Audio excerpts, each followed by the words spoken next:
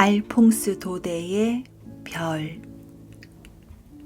아름다운 리브롱산에서 양치기를 하던 그 시절, 나는 몇 주 동안이나 아무도 만나지 못한 채 혼자 지냈다. 내 곁을 지켜주는 것은 오로지 라블이라는 개와 양떼뿐이었다. 가끔씩 약초를 캐러 가는 몽드리의 수도사가 목장을 지나갔고, 피에몽 산에 숯 굽는 사람이 시커먼 얼굴로 지나칠 때도 있었다. 그러나 그들은 세상을 등지고 살아온 탓인지 늘 조용했으며 사람들과 대화하는데 별 흥미를 느끼지 않는 모양이었다. 그들은 산 아랫마을이나 도시의 화제거리에 대해 관심조차 없었다. 꼬마 미아로의 쾌활한 얼굴이나 늙은 노라도 아주머니의 얼굴을 보는 것이 큰 기쁨이었다. 그러므로 보름마다 식량을 실어다주는 주인집 나귀의 방울소리가 들릴 때면 기뻐서 어쩔 줄 몰랐다. 나는 그들에게 아랫마을에서 일어난 이야기들을 전해들었다. 그들은 누가 세례를 받았다느니, 누가 결혼을 했다느니 하는 등의 소식을 전해주었던 것이다. 그러나 무엇보다 내가 궁금해하는 건 근방에서 가장 아름다운 주인집 딸 스테파네트 아가씨의 소식이었다. 나는 아가씨에 대한 관심을 겉으로 드러내지 않으면서 그녀의 안부를 묻기도 했다. 요즘도 파티나 야유회에 자주 가는지, 또 여전히 낯선 젊은이들이 찾아와 아가씨에게 환심을 사려고 드는지 물어보았다. 그런 것들이 보잘것없는 목동인 나와 무슨 상관이냐고 누군가 묻는다면 나는 이렇게 대답할 것이다. 내 나이도 이제 20살이 되었고 스테파네타 아가씨는 지금까지 내가 본 사람 중에 가장 아름다운 사람이라고. 어느 일요일 도착해야 할 보름치 식량이 아주 늦게 도착한 일이 있었다. 아침나절만 해도 아마 특별 미사가 있나 보다 하고 생각했다. 그런데 오후가 되자 소나기가 쏟아지기 시작했다. 그리고 3시쯤에 나뭇잎에서 떨어지는 물방울 소리와 소나기로 넘쳐나는 골짜기의 물소리에 섞여 나귀의 방울 소리가 들려왔다. 마치 부활절에 울리는 종소리처럼 명랑하고 명쾌했다. 그런데 나귀를 몰고 온 것은 꼬마 미아로도 노라도 아주머니도 아니었다. 그것은 다름 아닌 스테파네트 아가씨였다. 보름치 식량 자루 사이에 반듯하게 앉아 이쪽을 향해 다가오는 스테파네타 아가씨는 산의 깨끗한 공기와 소나기가 온 뒤에 상쾌함 때문인지 볼이 발그레 물들어 있었다. 꼬마 미아로는 병이 나서 알아누웠고 노라도 아주머니는 휴가를 얻어 자식들이 있는 집으로 갔다는 것이다. 아름다운 스테파네타 아가씨는 나귀에서 내리면서 자초지정을 말해주었다. 중간에 길을 잘못 두는 바람에 늦었다는 이야기도 덧붙였다. 그러나 꽃 모양 리본과 화려한 레이스가 달린 스커트를 입은 아가씨를 보니 숲속에서 길을 헤맸다기보다는 무도회에서 춤을 추느라 늦은 사람처럼 보였다. 아, 귀여운 아가씨. 아가씨의 모습은 아무리 바라보아도 실증이 나지 않았다. 나는 이제껏 한 번도 이렇게 가까이에서 아가씨를 본 적이 없었다. 겨울이 되면 산에 눈이 내리기 전에 양떼를 몰고 아랫마을로 내려간다. 그때 저녁을 먹기 위해 농장으로 돌아가는데 방으로 급히 들어가는 아가씨를 가끔 본 적은 있다. 하인들에게 좀처럼 말을 건네지 않는 아가씨에게 약간 거만한 태도가 느껴지기도 했다. 그런 그녀가 지금 내게 온 것이다. 오직 나만을 위해서 말이다. 어떻게 가슴이 울렁거리지 않을 수 있겠는가? 스테파네타 아가씨는 자루에서 식량을 꺼낸 후 사방을 둘러보았다. 화려한 나들이 옷을 살짝 치켜들고는 오두막 안으로 들어가서 양의 털가죽을 깔아놓은 잠자리와 벽에 걸린 외투와 지팡이, 화승총 등을 신기한 듯 쳐다보았다. 그러니까 여기가 네 방이란 말이지? 여기서 혼자 밥도 먹고 잠도 잔다는 말이야? 얼마나 외로울까? 그래, 도대체 무슨 생각을 하면서 지내고 무슨 꿈을 꾸면서 잠이 드니? 아가씨, 바로 아가씨 생각을 하면서요. 나는 그렇게 대답하고 싶었다. 그것은 거짓이 아니니까. 그러나 가슴이 두근거리고 얼굴이 빨개져서 한마디도 할 수 없었다. 아가씨 역시 내 마음을 눈치챘을지도 모른다. 그래서인지 심술꾸러기 아가씨는 짓궂게도 나를 더욱 난처하게 만들고 즐거워했다. 그래, 가끔 마음씨 고운 여자친구가 놀러오니? 그 아가씨는 아마도 황금염소 아니면 산봉우리를 뛰어다니는 산의 요정이 분명해. 그러나 머리를 뒤로 젖히며 예쁜 미소를 짓는 그녀 자신이 나타났다가는 눈 깜짝할 사이에 사라지는 요정 같았다. 잘 있어, 목동아. 안녕히 가세요, 아가씨. 아가씨는 빈 바구니를 나귀에 싣고 떠났다.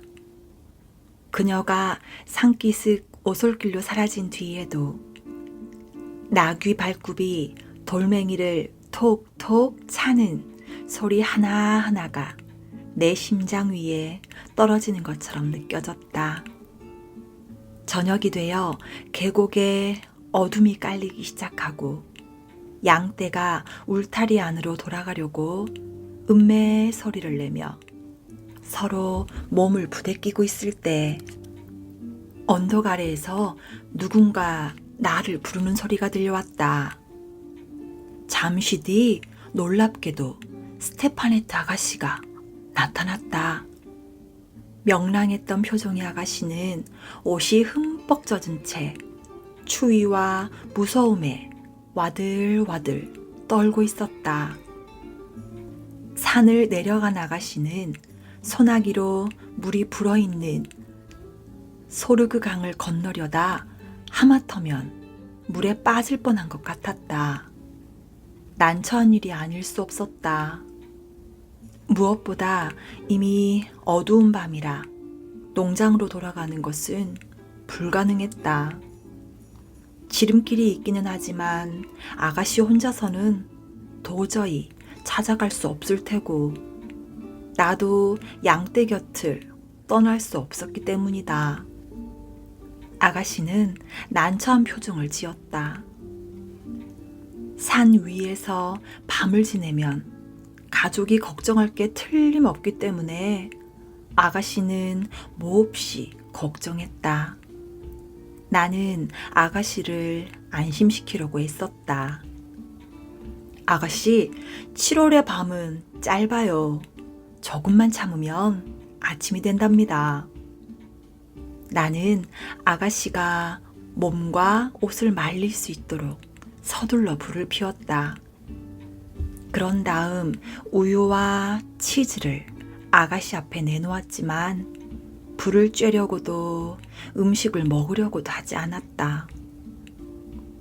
그녀의 두 눈에선 어느새 커다란 눈물방울이 흘러내렸고 그것을 보는 나도 그만 울고 싶었다.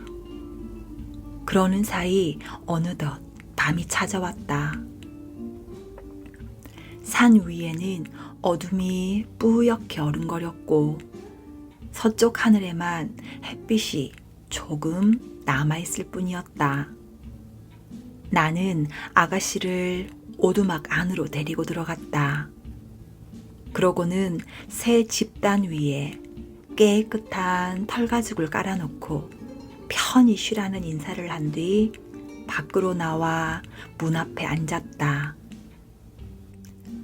아무리 애틋한 사랑의 불길이 내 피를 끓어오르게 해도 나쁜 생각은 조금도 하지 않았다. 오두막 안의 한쪽 구석에 조용히 잠들어 있는 아가씨를 신기한 듯 바라보고 있는 양떼 바로 곁에서 주인집 아가씨가 내 보호를 받으며 마음 놓고 쉬고 있다는 생각을 하니 무척이나 흐뭇했다. 하늘이 이렇게 곱고 별이 이렇게 찬란하게 보인 적은 지금까지 한 번도 없었다. 바로 그 순간 문이 불쑥 열리더니 아름다운 스테파네타 아가씨가 걸어 나왔다. 아마도 아가씨는 낯선 곳에서 잠을 이룰 수가 없는 모양이었다. 양떼가 끊임없이 움직이면서 지푸라기를 부스럭거렸고 꿈을 꾸면서 매 하고 울어댔으니까. 그러자 차라리 모닥불 곁에 있는 편이 낫겠다고 생각한 것이다. 나는 이불 대신 내가 덮고 있던 양의 털가죽을 아가씨 어깨에 덮어주었다. 그리고 우리는 말없이 나란히 앉아 있었다.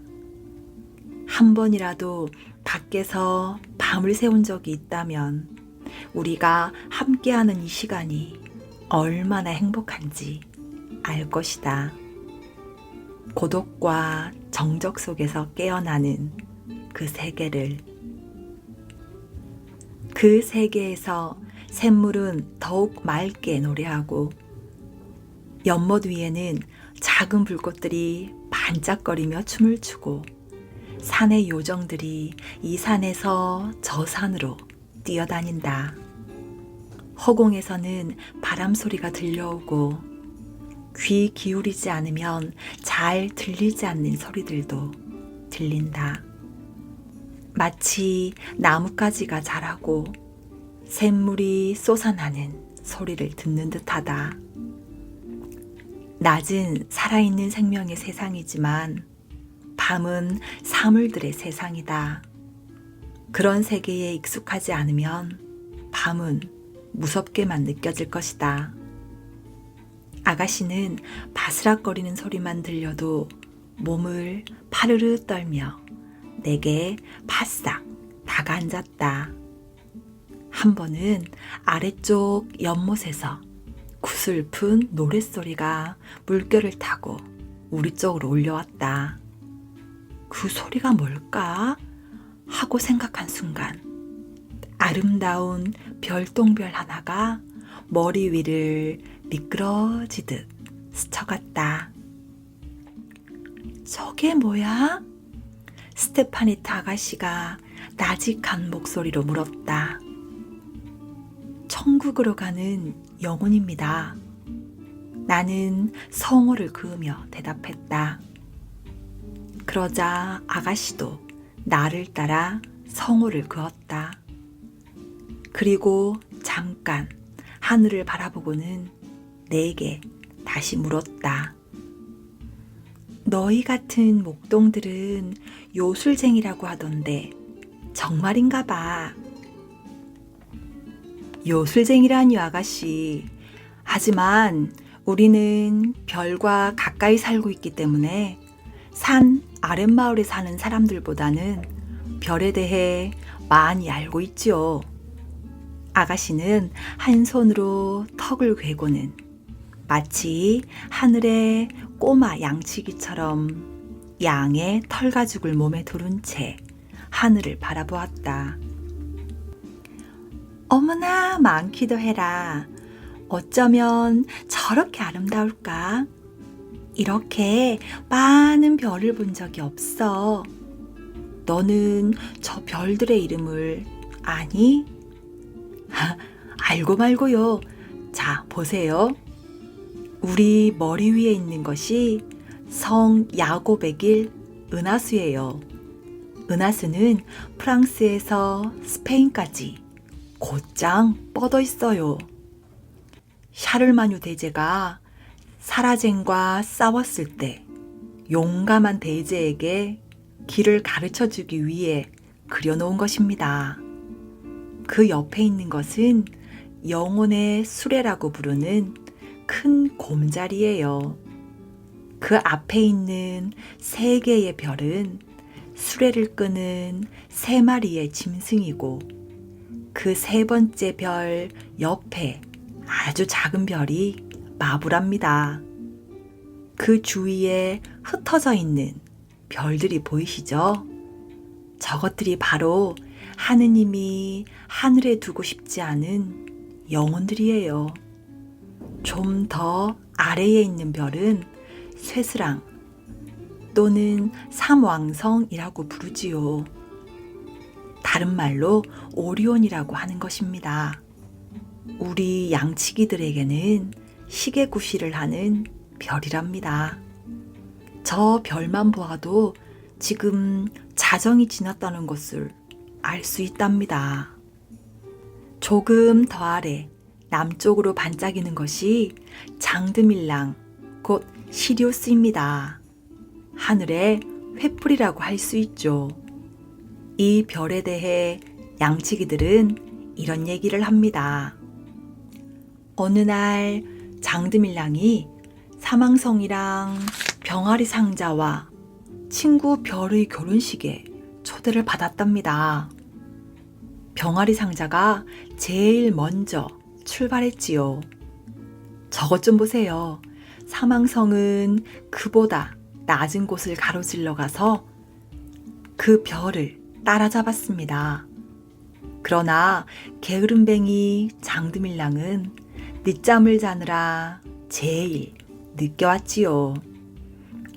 화가 난 장드밀랑은 앞의 별들을 멈추게 하려고 지팡이를 던졌답니다.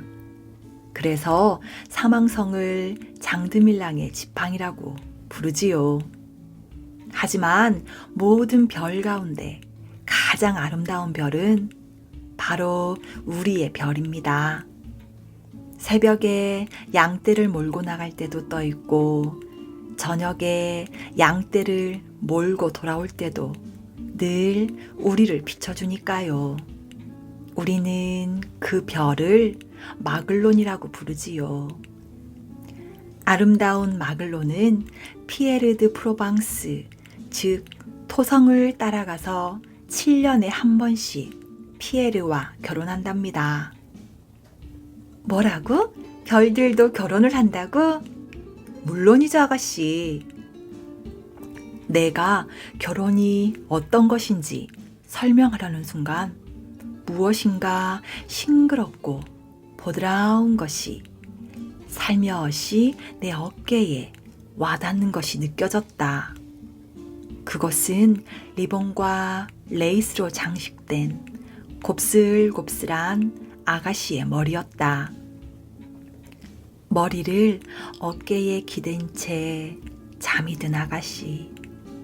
아가씨는 하늘이 밝아오고 별이 그 빛을 잃을 때까지 꼼짝도 않고 그대로 있었다. 그녀의 잠든 모습을 바라보는 나는 가슴이 설레지 않을 수 없었다. 하지만 이 맑고 거룩한 밤의 보호를 받으며 잠든 아가씨의 모습을 가만히 지켜보는 것 외에 다른 생각을 할 수 없었다. 우리 주위에는 양떼같이 많은 별들이 제 길을 계속 가고 있었다.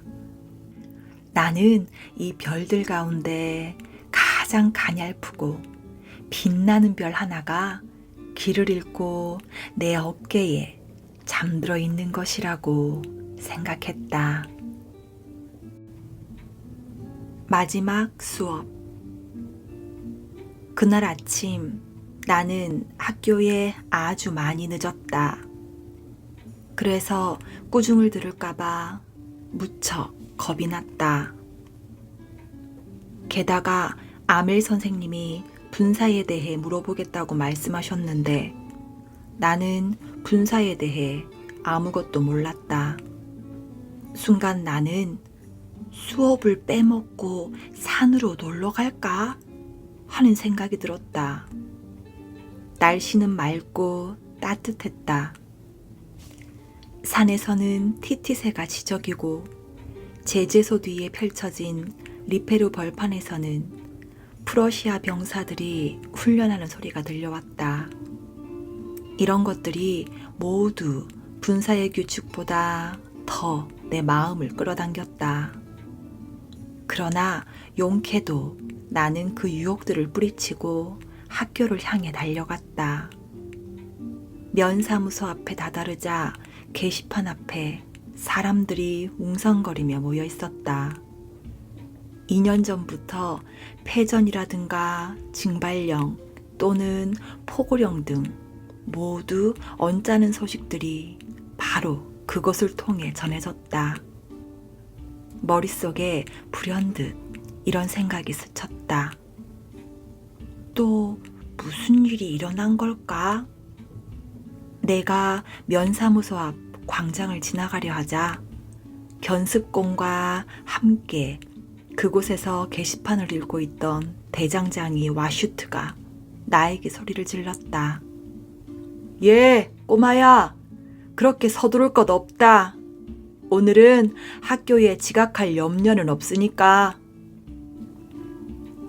나는 그가 놀린다고 생각하고는 숨을 헐떡이며 학교 운동장으로 뛰어들어갔다.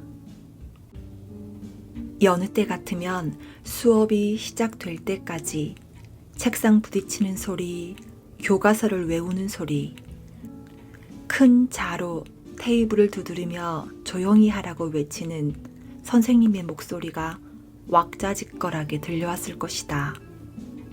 나는 그 떠들썩한 틈을 타서 선생님 몰래 슬쩍 자리에 가서 앉을 생각이었다. 그런데 그날은 이상하게도 마치 일요일 아침처럼 조용했다. 열린 창 너머로 벌써 제자리에 얌전히 앉아있는 친구들과 팔 밑에 쇠자를 끼고 왔다 갔다 하는 아멜 선생님이 보였다. 나는 별 수 없이 문을 열고 그 정적 속으로 들어가야 했다. 내가 얼마나 부끄럽고 두려웠는지 짐작이 갈 것이다. 그런데 이상한 일이었다. 아멜 선생님은 화도 내지 않고 나를 쳐다보시며 아주 부드럽게 말씀하셨다. 프란츠, 어서 내 자리로 가거라. 너를 빼놓고 수업을 시작할 뻔했구나. 나는 영문도 모른 채 얼른 내 자리로 갔다. 자리에 앉자 두려움이 사라졌다. 그제야 우리 선생님의 모습이 여느 때와 다르다는 것을 알아챘다.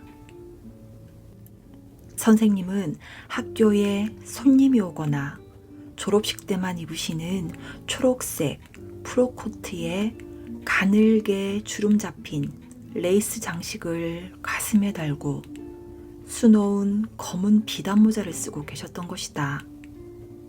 뿐만 아니라 교실 전체에 알 수 없는 고요와 엄숙함이 감돌고 있었다. 그 중에서도 특히 나를 놀라게 한 것은 언제나 비어있던 교실 뒤쪽 의자에 마을 사람들이 조용히 앉아 있는 것이었다.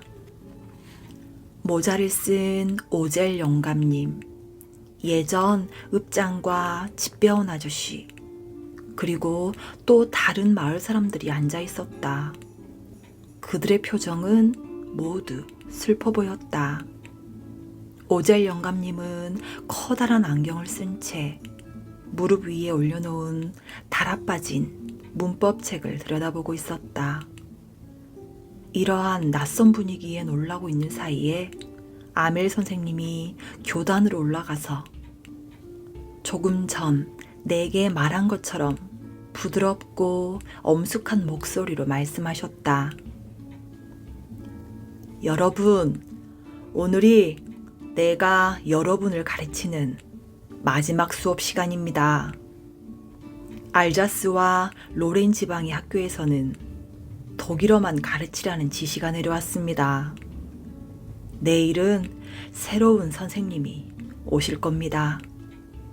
그러니 오늘은 여러분과 내게 마지막 프랑스어 수업입니다. 아무쪼록 열심히 들어주기 바랍니다. 그 말에 나는 몹시 당황했다. 맙소사, 면사무소 앞 게시판에 붙어있던 게 이 내용이었구나. 나의 마지막 프랑스어 수업. 그러나 나는 아직도 프랑스어를 제대로 쓸 줄 몰랐다. 그래, 이제 영원히 프랑스어를 배울 수 없구나.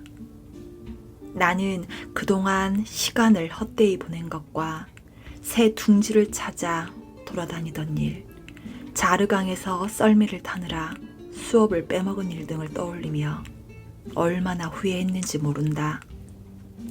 조금 전까지만 해도 그렇게 따분하고 지겹게 느껴지던 문법책과 역사책 등이 이제는 헤어지기 섭섭한 오랜 친구처럼 정겹게 여겨졌다. 아멜 선생님에 대해서도 마찬가지였다. 이제 선생님이 떠나시면 다시는 뵙지 못한다는 생각이 들자 벌받은 일과 자러 얻어맞은 일도 까맣게 잊었다. 가여운 선생님, 이 마지막 수업을 위해 선생님은 예복을 입고 오셨던 것이다. 그제야 마을 노인들이 교실 뒤쪽에 앉아있는 이유를 알 수 있었다. 그들 역시 이 학교에 자주 오지 못한 것을 후회하는 듯 했다. 또한 40년 동안 꾸준히 프랑스어를 가르친 선생님에게 경의를 표하고 이제 사라져가는 조국에 대해 의무를 다하려는 것 같았다. 그런 생각에 잠겨 있을 때 내 이름을 부르는 소리가 들렸다. 내가 외워야 할 차례였던 것이다. 그 유명한 분사 규칙을 크고 분명하게 하나도 틀리지 않고 처음부터 끝까지 외울 수 있다면 얼마나 좋을까. 그러나 나는 첫 마디부터 꽉 막힌 채 고개를 들지 못하고 몸을 흔들며 서 있었다. 그러자 아멜 선생님의 말씀이 들려왔다. 프란치야, 너를 꾸짖지는 않겠다. 너는 이미 충분히 벌을 받은 셈이다. 그래서 이렇게 된 거지. 우리는 늘 이렇게 생각했지. 시간은 충분해. 내일 배우면 돼. 라고. 그런데 그 결과는 네가 보는 것과 같다. 아, 언제나 교육을 내일로 미뤄온 것이 우리의 커다란 불행이었지. 이제 그들은 우리에게 이렇게 말할 것이다. 뭐요? 당신네 말을 읽고 쓸 줄도 모르면서 프랑스 사람이라고 할 수 있어요? 프란치야, 이런 결과가 온 것이 모두 네 탓은 아니란다. 우리 모두 반성해야 할 일이지. 부모님들도 너희를 교육시키는데 열의가 부족했어. 몇 푼 더 벌기 위해 밭이나 공장으로 보내려 했으니까. 내 자신은 나무랄 데가 없다고 할 수 있을까? 공부시키는 대신 화단에 물 주는 일을 시키지 않았던가? 송어 낚시를 가고 싶으면 서슴지 않고 너희들의 결석을 허락하지 않았던가? 이어 아멜 선생님은 프랑스어에 대해 이런저런 말씀을 하셨다. 프랑스어는 이 세상에서 가장 아름다운 언어이며 가장 분명하고 훌륭한 언어라는 것. 한 민족이 노예로 전락했을 때라도 그 언어만 지키고 있으면 감옥의 열쇠를 쥐고 있는 것과 마찬가지라고. 그리고 선생님은 문법책을 들고 우리가 배워야 할 부분을 읽으셨다. 나는 나의 이해력에 놀라지 않을 수 없었다. 선생님의 말씀이 그렇게 쉬울 수가 없었다. 하긴 그처럼 정신 차리고 귀를 기울여 본 적이 없었고 선생님 또한 그처럼 정성스럽게 설명하신 적이 없었다. 선생님은 마치 떠나시기 전에 자신이 가지고 있는 모든 지식을 우리에게 가르쳐 주시려는 듯 했다. 문법 시간이 끝나고 글쓰기 시간이 되었다. 그날 아멜 선생님은 새로운 교본을 만들어 오셨는데 거기에는 아름다운 글씨체로 프랑스, 알자스, 프랑스, 알자스라고 쓰여 있었다. 그것은 우리의 책상 위에 매달려 마치 깃발처럼 교실 가득히 휘날렸다. 그때 모두들 얼마나 열중하고 얼마나 조용했는지 오직 종이 위에 펜이 움직이는 소리만 들렸다. 중간에 풍뎅이 몇 마리가 들어와 한참 동안 윙윙 거렸지만 누구 하나 거기에 신경을 쓰는 사람이 없었다. 어린 꼬마들도 글자 한 획 한 획을 긋는 데 열중했다. 학교 지붕 위에서는 구구하는 비둘기의 울음소리가 들려왔다. 그 소리를 들으며 나는 이런 생각을 했다.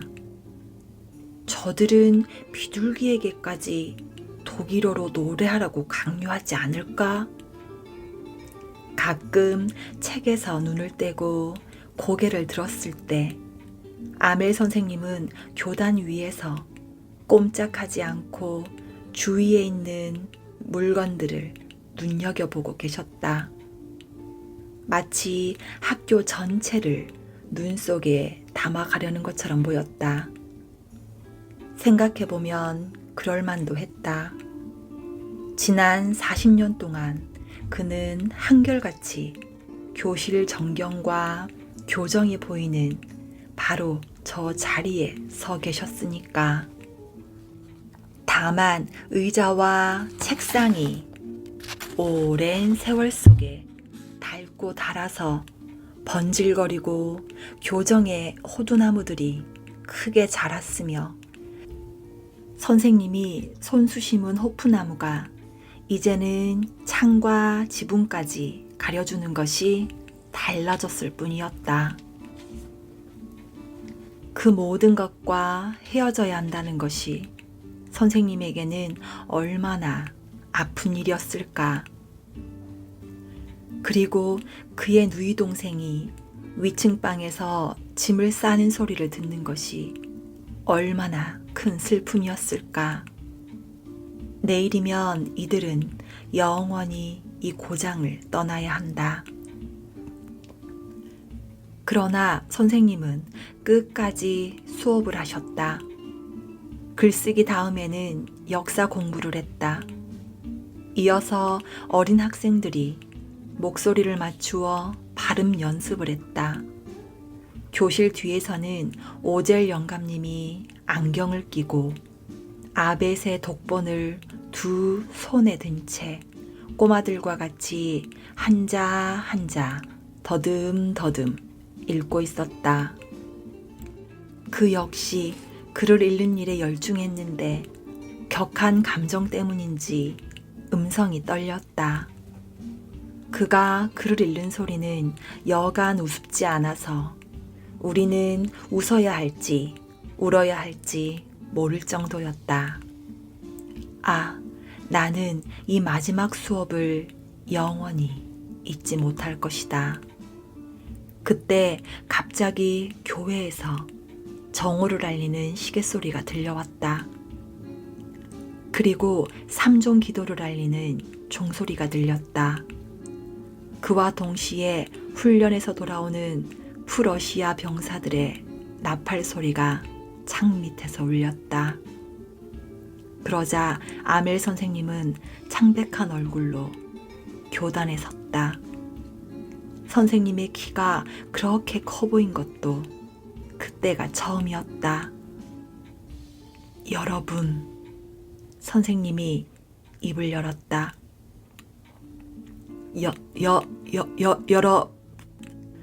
그는 말문이 막혀 더 이상 말을 잇지 못했다. 대신 그는 칠판 쪽으로 돌아서서 분필 한 조각을 집어들고 있는 힘을 다해 최대한 크게 썼다. 프랑스 만세. 그런 다음에 벽에 머리를 기댄 채 꼼짝하지 않고 서 있었다. 그런 뒤 그는 말없이 우리에게 손짓을 했다. 이제 다 끝났다. 모두 돌아가거라. 거울. 북쪽 나라 니에멘 강가에 한 여자가 도착했다. 그녀의 얼굴은 꽃처럼 하얗고 볼이 발그레했다. 벌새가 사는 소녀의 나라에서 사랑 때문에 온 것이다. 고향 사람들은 한사코 말렸지만 소용없었다. 그곳은 몹시 춥단다. 겨울이 되면 넌 얼어 죽고 말 거야. 그러나 소녀는 겨울이 있다는 것을 믿지 않았다. 추위를 한 번도 경험한 적이 없었기 때문이다. 더구나 소녀는 사랑에 빠져 죽음 따위는 두려워하지 않았다. 그래서 안개 낀 이곳 니에멘으로 사랑을 찾아 떠나온 것이다. 북쪽 할아버지는 따뜻한 곳에서 온 소녀를 보자 가여운 생각이 들었다. 추위가 이 소녀와 벌새들을 집어삼키리라 생각한 그는 그들을 막기 위해 곧 불을 피우고 여름옷으로 갈아입었다. 그 때문에 소녀는 북쪽 나라는 항상 따뜻한 날씨가 계속되는 것으로 생각했고 거무스레한 풀빛도 봄의 풀빛으로 알았다. 소녀는 공원의 전나무 사이에 그네를 매달고 하루 종일 부채질을 했다. 북쪽 나라도 참 덥구나. 소녀는 웃으며 중얼거렸다. 그러나 왠지 모르게 불안했다. 왜 북쪽 나라의 집들은 베란다가 없을까? 벽은 왜 이렇게 두껍고 카펫이나 이 무거운 커튼은 왜 있을까? 커다란 사기난로와 마당에 놓인 장작더미, 모피, 두꺼운 외투, 옷장 안에 있는 털옷들은 대체 무엇에 쓰려는 걸까? 소녀는 얼마 가지 않아 그 까닭을 알게 될 것이다. 어느 날 아침 잠에서 깨어난 소녀는 심한 추위를 느꼈다. 태양은 사라지고 검게 드리운 하늘에서는 하얀 솜털이 소리 없이 떨어졌다. 겨울이 온 것이다. 바람이 세차게 몰아치고 난로가 활활 소리를 내며 타고 있었다. 나무에 매달아 놓은 그네는 유리처럼 얼어붙었다. 금빛이 나는 커다란 새장 속의 벌새들은 울지 않았다. 새들의 날개도 움직이지 않았다. 가느다란 부리에 바늘귀만한 눈을 하고 추위에 얼어서 서로 마주본 채 떨고 있는 모습을 보니 가엾기 그지없었다. 소녀는 너무 추워서 밖으로 나갈 수가 없었다. 소녀는 새처럼 난로가에 웅크리고 앉아 하루 종일 불길을 바라보았다. 소녀는 떠나온 고향이 그리웠다. 사탕수수가 있고 태양이 이글거리는 넓은 해안, 옥수수, 오후의 낮잠, 햇볕, 돗자리, 그리고 별이 총총한 저녁, 반짝이는 반딧불이 때 꽃 사이와 모기장 속을 날아다니는 수많은 날벌레 등 고향 풍경이 눈에 아른거렸다. 소녀가 난로의 불꽃을 보며 꿈꾸고 있는 사이 겨울의 낮은 더욱더 짧아지고 날은 점점 어두워갔다. 매일 아침 새장 안에서는 벌새가 한 마리씩 죽어갔고 얼마 안 가 단 2마리만 남아 초록빛 날개를 서로 맞대고 구석에 웅크리고 있을 뿐이었다. 그날 아침 소녀는 일어나지 못했다. 빙산에 걸린 마혼의 범선처럼 추위는 그녀를 짓눌렀다. 방은 어둡고 음울했다. 유리창에는 서리가 끼어 마치 두꺼운 비단 커튼을 친 것 같았다. 마을은 죽은 듯이 조용했고 길에서는 증기 제설차 소리만 우울하게 들려왔다. 소녀는 침실에서 부채에 매달린 금수술을 만지작거리거나 고향에서 가져온 인디언 깃털 장식에 거울 속에 비친 자기 모습을 들여다보며 시간을 보냈다. 해는 더욱 짧아지고 한낮에도 어두운 기운이 덮인 겨울이 계속되었다. 그녀는 점점 수척해지고 비탄에 잠겼다. 그녀를 더욱 슬프게 하는 것은 침대에서 벽난로에 타오르는 불길을 볼 수 없는 것이다. 다시 한번 고향을 잃은 것 같았다. 소녀는 가끔 이렇게 묻는다. 방 안에 불이 있어요? 물론이지. 있고 말고. 벽난로 가득 불이 타고 있어. 나무 타는 소리가 들리지? 좀 보여주세요. 보고 싶어요. 소녀가 아무리 몸을 구부려 보아도 불은 그녀에게서 멀리 있었다. 소녀는 불길을 보지 못해 실망했다. 그러던 어느 날 저녁, 소녀는 창백한 얼굴을 베개에 묻고 눈은 여전히 보이지 않는 불꽃을 향해 있었다. 그녀의 애인이 다가와 침대 위에 있는 거울을 집어들었다. 불꽃이 보고 싶어? 좋아, 잠깐 기다려봐. 그는 벽난로 옆에 앉아 거울로 불빛을 비춰보냈다. 보이지? 아무것도 안 보여요. 이번에도? 이제 보여요. 소녀는 기쁘게 소리쳤다. 그리고 눈동자 속에 불꽃을 간직한 채 웃으며 조용히 죽어갔다.